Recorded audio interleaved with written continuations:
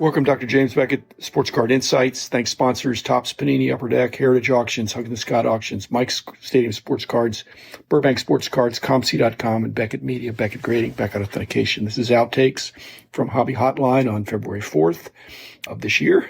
I was on with Logan Ward, and Danny Black was quarterbacking the switchboard for when people call in. We had a wide-ranging conversation for the full hour. This is less than 15 minutes of it. Started out talking about prospecting and ended up with the Hall of Fame and steroids and comparisons stuff I hope you'll enjoy. I certainly enjoyed it. Thanks, guys. Thanks, listeners. Here it is. We've got all these top 100 lists and all these prospects coming out. Investing in prospects because people this time of year are buying up at crazy prices, a lot of the Bowman first. I like to dabble, but I can't even afford some of these players that are coming out, and their base autographs are starting at $50, $100, $200. Is that too much for people to enter the market at? I think it is. I've never really been much of a prospect guy. I do a little bit. But some of those prices, that's just getting a little absurd. Danny, there's two ways to invest. One is to be buying things, and the other is what I do, is to not sell things. So in effect, if I get a product and I break the product and there's some untested but highly touted rookies, I'm in effect investing by not putting them out there, by holding them back, by retaining them, because I'm thinking I want to see how this plays out. So I bought them, but I bought them within the box or the case or whatever I got. That's another way to think of it. I didn't have to go out and buy it, but if I could have sold it for more right away, should I do that? I think there's an incubation period that's longer for baseball than it is for the other sports.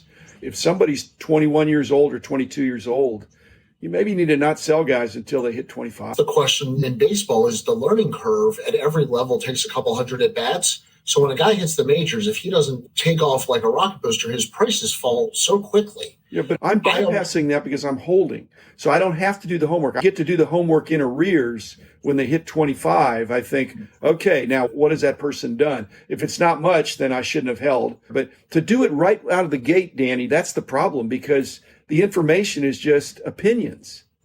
And that's what drives a lot of the top 100 lists. My point is, a guy who was drafted in June of last year is really hard to spend $250, $300 off 16 plate appearances at single A last year. And listen, it might be one of Jackson Holiday, number one pick. I'm an Oriole fan. My son's won a Jackson Holiday card.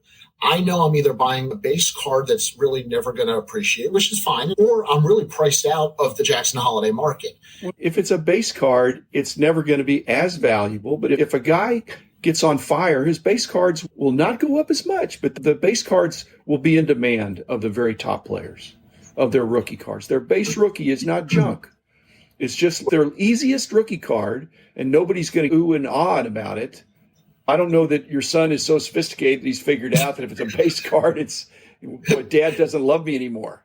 No, he was sophisticated enough to negotiate into a Trevor Lawrence. Okay. So maybe his Oriole loyalty is less than I want it to be. The average male athlete peak is 27. The point is that you can't judge people too young. But there's two kinds of judging, Danny. Basically, you've got the sabermetricians, metric people that are doing all these advanced analytics for projecting. And then you got the old-time scouts. There's still some of them out there that just recognize raw talent that's hard to quantify. And so when you get these top 100 lists, my guess is it's more toward the analytics. There's some intangibles there.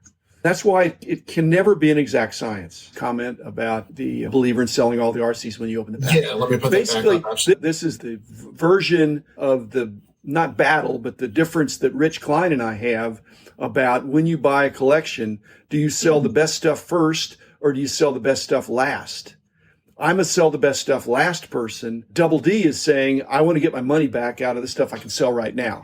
And that's what Rich does. Rich buys a collection. He sells the easy sellers first and then goes slower with the other stuff. There's a difference between modern and vintage in my approach. On a modern card, if I'm dealing with a rookie or a minor league player, I may want to get rid of that card if I'm worried about getting returned back on the purchase. If it's vintage, it might be a whole different ballgame because there's a little more stability in where the liquidity might come from. Yeah, but I do it both. I do it for modern and for vintage. I'm consistent.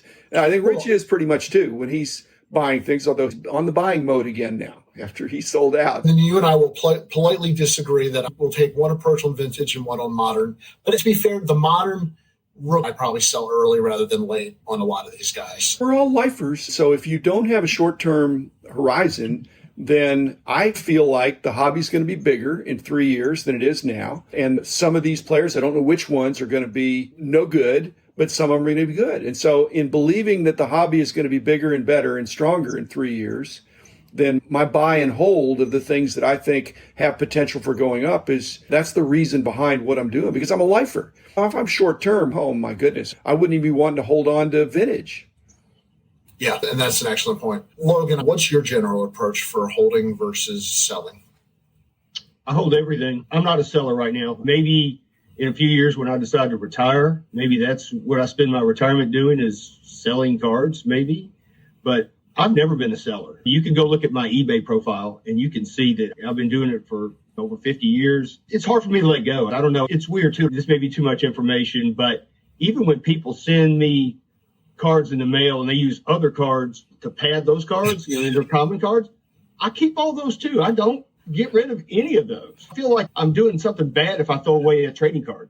F1 popularity is going to be around for a long time, in my opinion. The amount of celebrities spotted at F1 events might be more than any other sport. Logan. F1's a global phenomenon. Been around since 1954. F1 is the third most popular sport in the world, I think. Soccer's number one and cricket's number two and F1 is number three. What you had a year and a half ago when the F1 stuff came out, they were all these cumulative rookie cards. That's a one-off. Now these products are going to have to stand on their own merit without the gold rush of thinking these are all going to be rookies. Logan, do you collect memorabilia like vintage jackets or original posters from older races? Oh, I've got tons of posters. As you can see behind me, I've got the Dale Earnhardt Senior Fire Suit. I've got crew suits. It's more than just cards for me. It's a lot of memorabilia. Posters, programs, tickets, pennants, you name it. One of my nightmares is, and I need to make a deal with Logan, although it's probably not for sale or trade, but that card shop that burned down that I heard about, that's just a nightmare.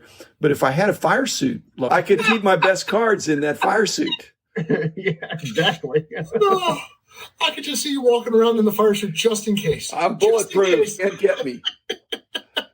My point is that cards can be damaged by fire or water. You have a insurance-proofed item. You can't be damaged by water or by fire. It's like an indestructible piece of memorabilia. These sneakerheads, I don't think that can be a long-term thing because the rubber degrades. Yes. So you have the ultimate infinity suit. Yeah, it's got little stones in it. Yeah, my wife was telling me, she goes, I need a new pair of house slippers because the soles on the bottom of them are coming apart. It's like what you said. So, Logan, do you actively still try to get memorabilia, or is it stuff that's brought to you? No, I actively still pursue memorabilia. Not as much. I mean, cards are my primary focus these days. There's still some vintage things I want to, not just in NASCAR. There's some vintage baseball still to have in my collection. But my primary focus is trading cards, but tickets are getting to be pretty hot. I do have a lot of NASCAR tickets I'm thinking about maybe getting slabbed. You have such a fabulous non-card display, Logan. What would it be if you went all in on memorabilia? Or is it too late? Because some of that stuff you got over the years. Is it too late? Because memorabilia is catching up now. People are realizing that the game-used card with the little tiny swatch should not be worth more than the whole jersey. Agreed. It is a little bit too late. Like on eBay not too long ago, I saw a crew uniform from the early 80s from the Uno playing card team. It was really nice. And I thought about buying it. And I said, if I could get it for $400 or $500, maybe I might get it. That thing went for $1,500 or some kind of crazy money. Yeah, it's too late. Then, Logan, if somebody has something laying around, what are good types of items that are worth something in NASCAR and F1? Because I know there's a lot of die cast and stuff that's not real valuable. Good memorabilia are things that have actually been used at a race, like these crew suits, fire suits, and things that were at the race, like maybe tickets, program, pins, pennants, things that you can get like that. The little Beanie Baby cars and the knife sets for Dale Earnhardt Sr., no, that stuff is not any good. You want actual game use things or things that were actually part of the event. So I've got some NASCAR pins that NASCAR made back years ago that they gave out to the drivers when you became a member of NASCAR. And they're just little bitty lapel pins or like a tie pin or something. But those things are hard to find. I've been collecting those over the years, and that's the kind of stuff that I really like. I don't go for that Beanie Baby NASCAR the stuff and all that. Dr. Beckett, I've never really asked you, how much do you collect in football?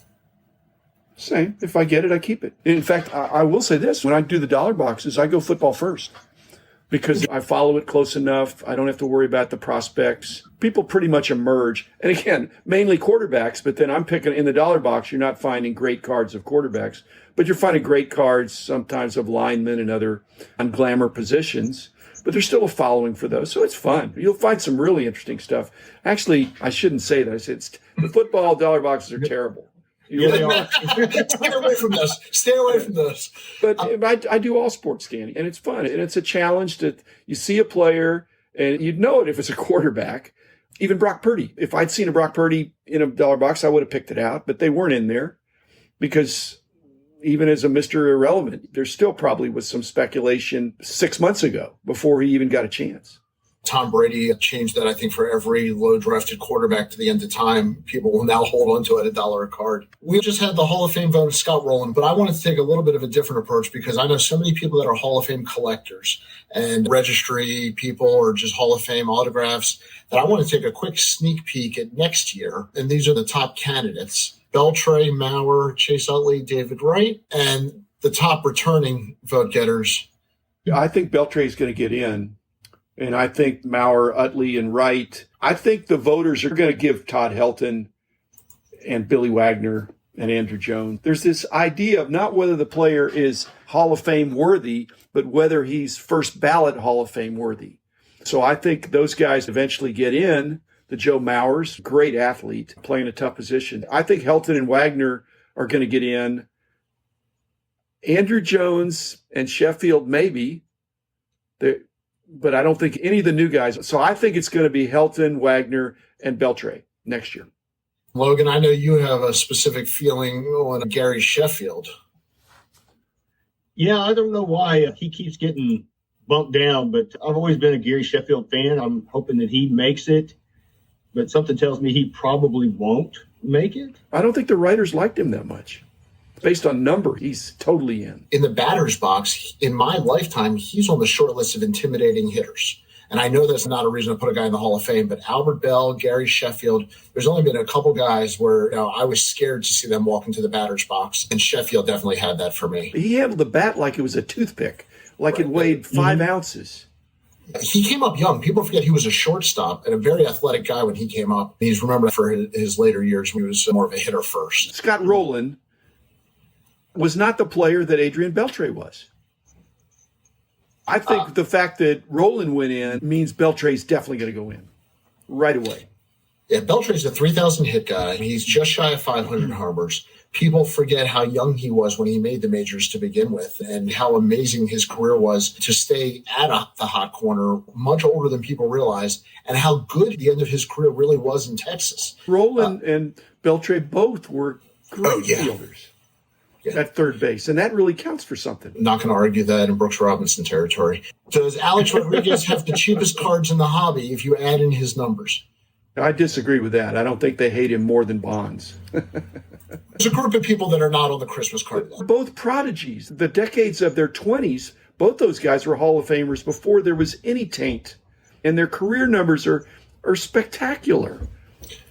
And I'm going to throw McGuire in there. If you actually look at his numbers, they are far better than I realized in hindsight. I don't like people saying all the steroids players are of equal talent. I think Bonds, A-Rod, Clemens, they were Hall of Famers. I just want to separate that conversation because people lump them all together. Bonds doesn't care what we think. His mentor is Willie Mays, who's another misunderstood guy. He's just thinking, I'm not fully appreciated, just like Willie Mays wasn't fully appreciated for all the talent and what they did on the field.